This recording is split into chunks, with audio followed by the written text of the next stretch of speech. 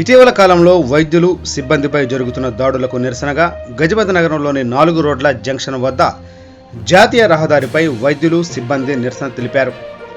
IMA పిలుపు మేరకు విజయనగరం జిల్లా గజపతి నగరంలోని సామాజిక ప్రభుత్వ ఆసుపత్రి సూపరింటెండెంట్ జగదీష్ పర్యవేక్షణలో వైద్యులు సిబ్బంది నల్ల బ్యాడ్జీలు ధరించి మానవహారం చేపట్టి నిరసన తెలిపారు. ఉదయం 9 గంటల నుంచి 11 గంటల వరకు అత్యవసర సేవలు మినహాయించి వైద్య సేవలు నిలిపివేశామన్నారు. Today TV staff reporter S Shankar, Vizianagaram జిల్లా.